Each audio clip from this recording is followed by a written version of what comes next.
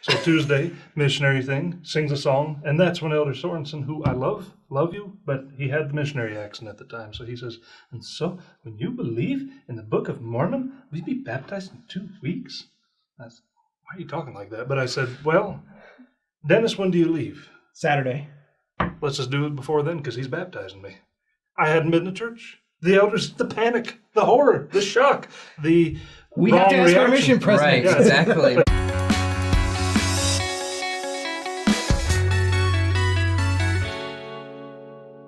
Hey guys, welcome to another episode of Saints Unscripted. Today we have two special guests. It's been a long time since we've had three people at this table.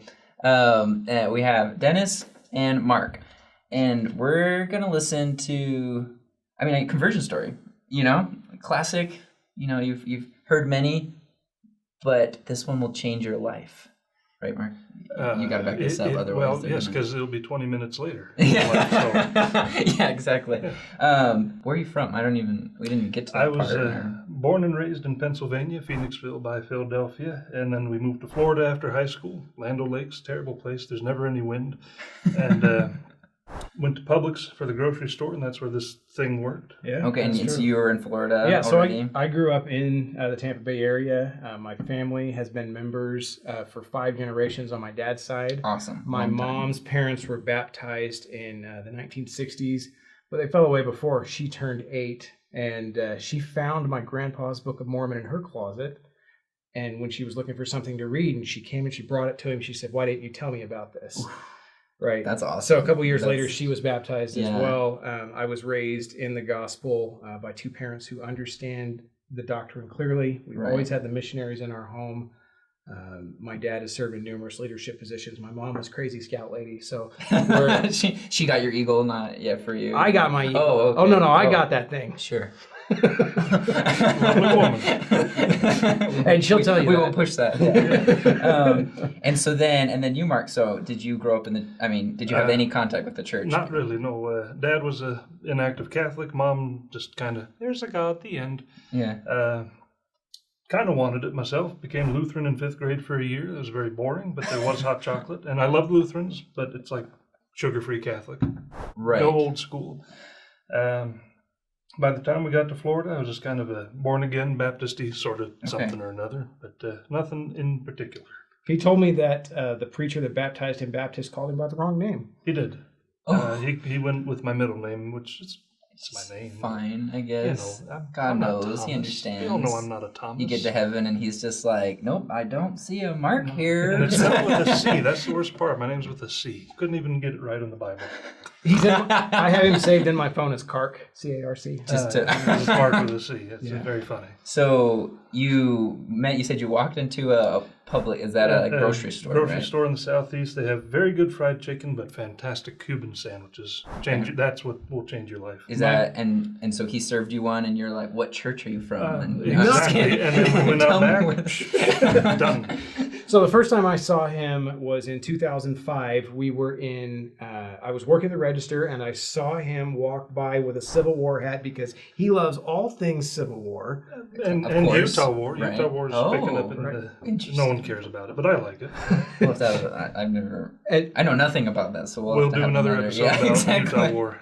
My first thought was, what a strange fellow. And your last thought is still. Yeah, here we are. You proved right in the end. But. And his mom introduced us when she came through my line a few weeks later as him becoming a new employee. And I got transferred back to produce. He got transferred back to seafood after we both worked for a not great manager. And then we ended up with even worse managers because, that's how the grocery store works, right? Right. Some terrible. I made a vow to never work in food. Don't do it. Because of stories like this, I it. was like, I'd rather not make money than. It's better. I'm just kidding. But so you guys were coworkers. So the way it is you had the produce section, and then just a little aisle, and then seafood. So I'd see him, and I'd learned he was a member of the church. At the time, we could call him Mormon. That was legal. Right. And I'd see him, and I'd say, "Good day, Mormon friend." Good day, Gentile friend, right? And we'd go back and forth like that. He was eventually convinced that he was going to save me from the Mormons. I'd like to point out what a nice person I am, though. I didn't say you're going to hell. I just said, Dennis, you're a nice guy, and with this Mormon thing, I don't think you're going to make it to heaven. See, that's nicer. That's like, you're not failing, you're just not winning. And I knew he cared about me. That's interesting. So, Mark, your version of the Mormons was negative then at this time. I don't know if you're familiar with the Jack Chick tracts that people have a lot more in the East, where it's just this little comic and something happens and Susie says a prayer and we're all going to heaven. Hooray! Okay. So I looked it up and there was one called The Visitors. Grave series. Little Susie's on. She chides her. You're going on a little 2-week mission to India to build huts, whatever. I have real missionaries coming. And then come the elders. And little Susie says, but you believe this, and you believe that, and you're going to become gods and marry this and that. And at the end of it, they run away, and little Susie's on says, you saved me. She says a prayer. We're making it. And then the elders, as they're walking away, the final shot is one elder says, that girl brought up a lot of good points. And the other elder says, you wait till the president hears that. Dang. So I wrote it all down and I said, Dennis, oh no. I've seen it all, Dennis. I know where you're headed. I will help you. So I started sharing little bits and pieces of scripture with him. What he didn't realize is that I was sharing scriptures from the Book of Mormon and the Doctrine and Covenants. You scoundrel.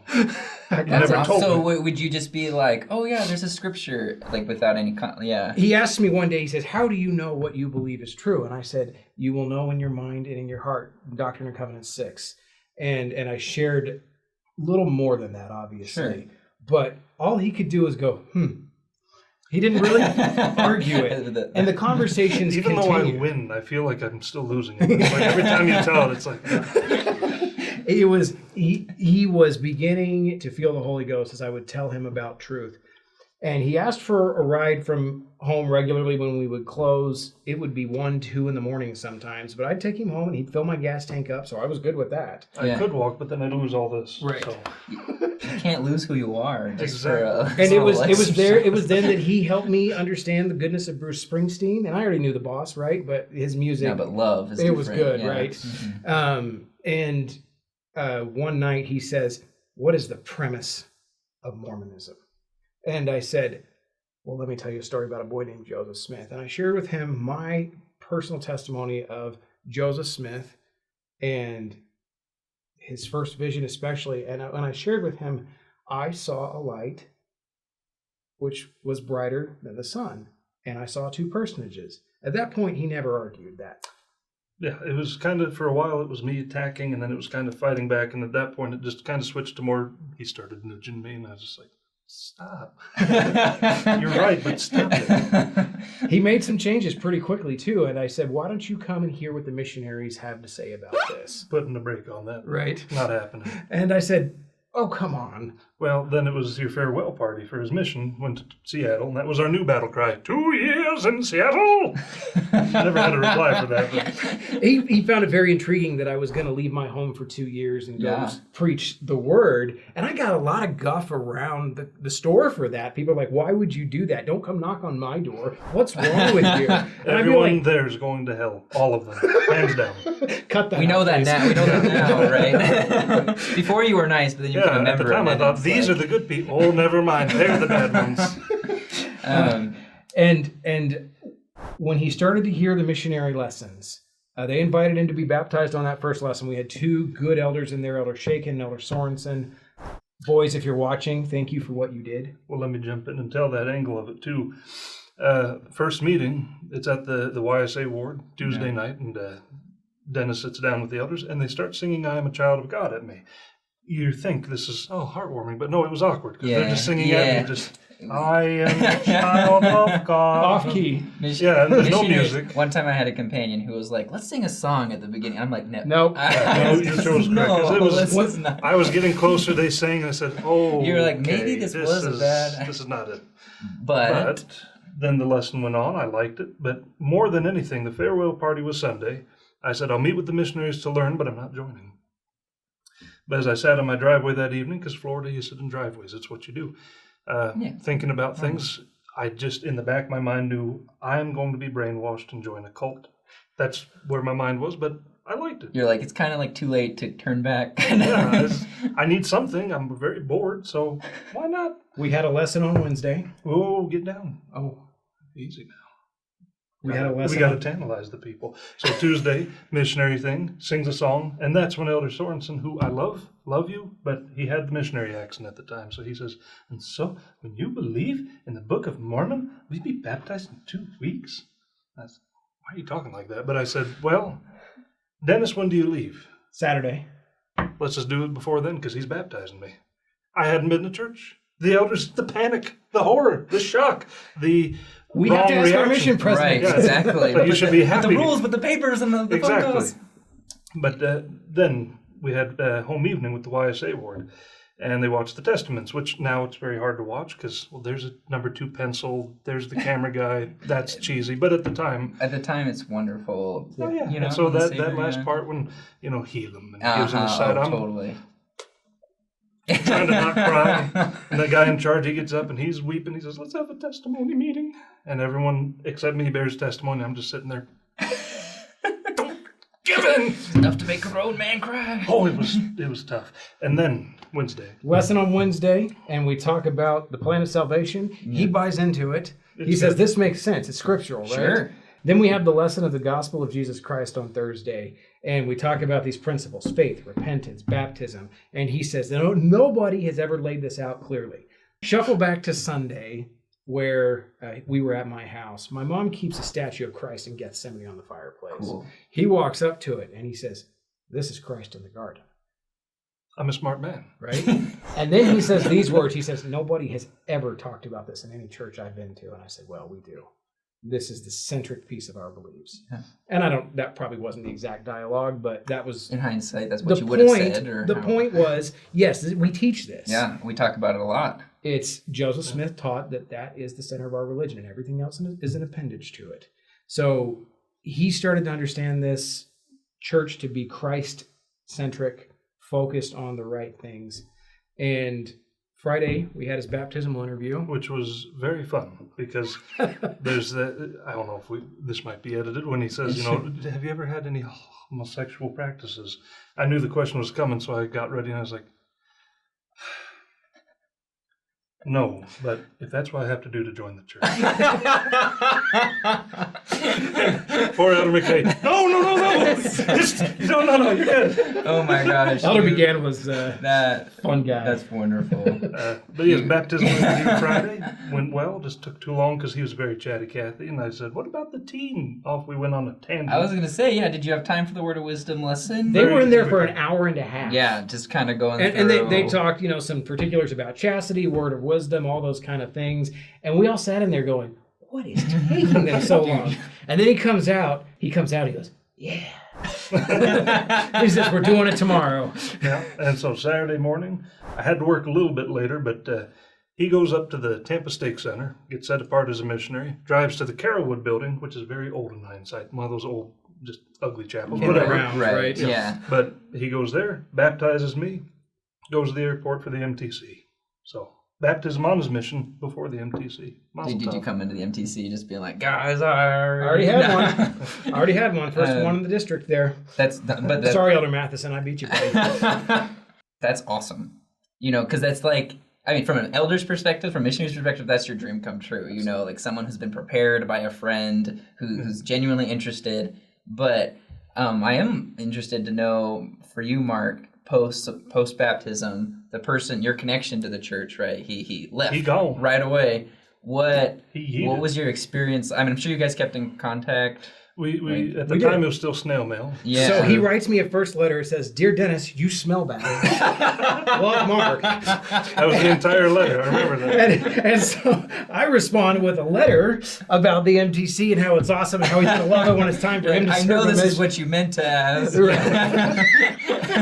I think I responded again just like, "Dear Dennis, whatever." Yeah. All 4 months, however long it takes for a no. And then the contact really started, and we continued to write back and forth. But the Tampa YSA ward, I think it was still a branch at the It time. was. Yeah, Tampa 3rd branch, they called it. It was not the greatest at fellowshipping, so it was Sure. very cliquey and old. Everyone just grew Right, up. and everyone so has their friends, and But they were yeah. still good people, and the leadership was good, and they made sure he stayed active. The home ward worked with him too. Ish, sometimes, Yeah. yeah, because the 3 things you're supposed to have, President Hinckley says: the calling, friendship, and basically home teaching, ministering. Right. I Something to do. I right? never got ministered to until after the mission, so And then calling, it took forever, and then they gave me a branch missionary, and the branch was technically over there, and I lived over here, so it wasn't the most oopsie. like involved. Right, and then the friends again, post-baptism, very right. cliquey, so it's like, oh, that's Mark, we're nice to him, but back to our thing. No, yeah. But it was the missionaries in the Tampa family ward. They were my friends. These were good guys. Were these the same guys? Was it the same? Different set entirely. Cool. But they just were there. They broke the rules but kept the commandments. Let me clarify before the panic.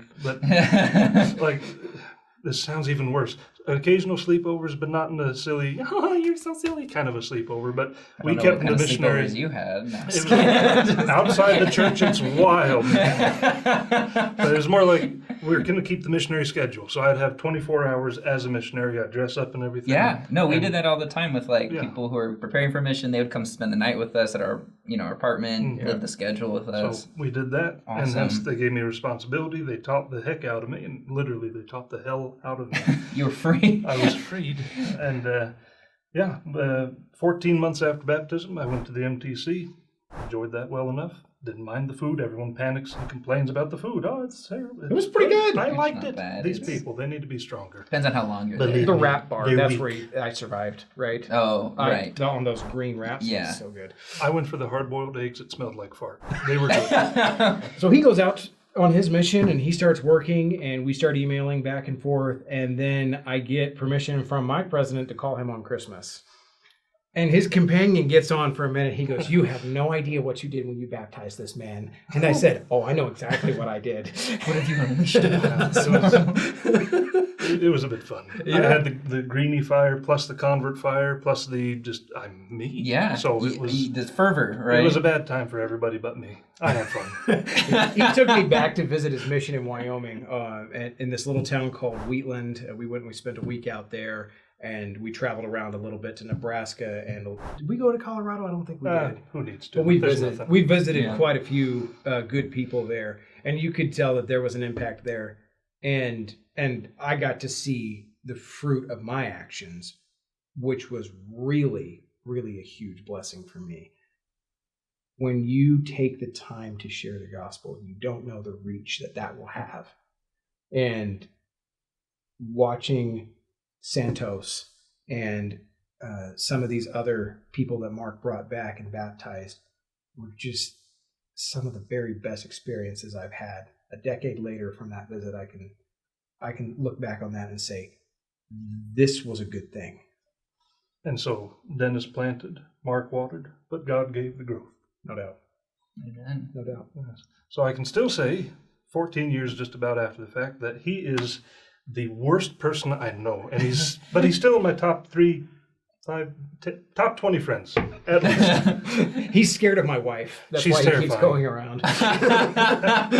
She'll throw an eyebrow at you that just Marc? It's like, I haven't felt this since my damn days, No, it's scary. If you had, like, both individually, right? Like, so Marc, if you had some advice for people who were in your situation, and then Dennis, if you had some advice, what would that be? I would say, if you're even close to thinking about the church, every word of it is true. Jesus Christ is God in the flesh, and he suffered and died for all of us.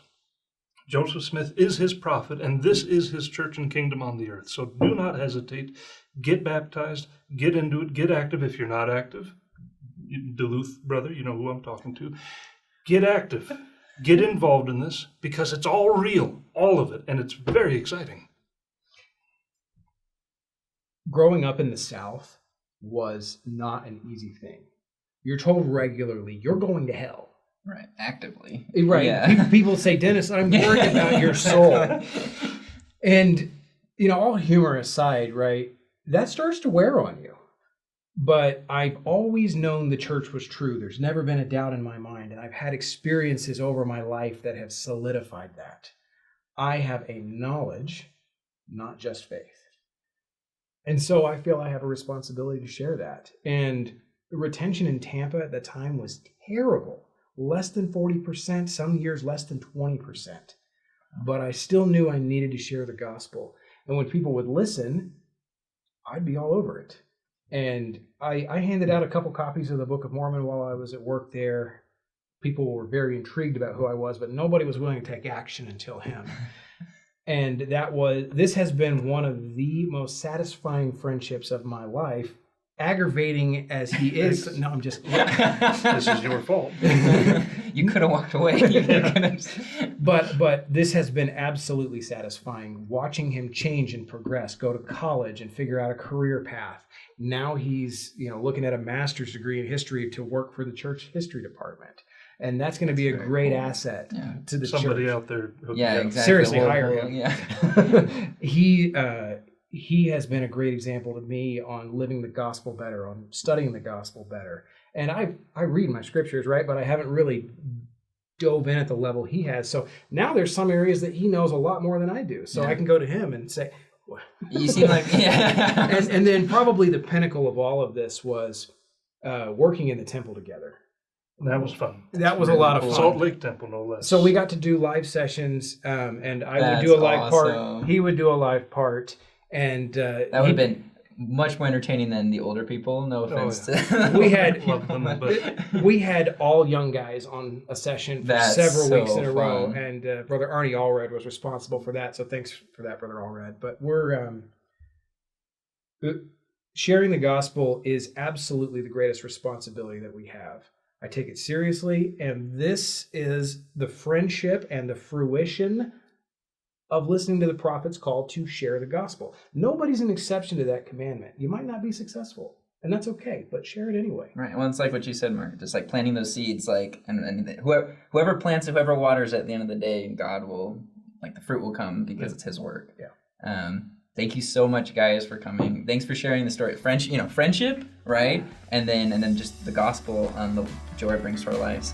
If you guys have questions for them in particular, you can leave them in the comments, or do you guys have an Instagram or a social media handle? Yeah, at Dennis J. Walker on Twitter and Instagram and Facebook. On Twitter, I'm at Marc of Ephraim. Oh, that's cool. That's you also do swimming then? Yeah. Go Bulls. And yes, you can reach out to them personally, and then leave stuff in the comments. Let us know how you've been able to share the gospel and how it's blessed your life. Thanks for watching, and we'll see you guys next time.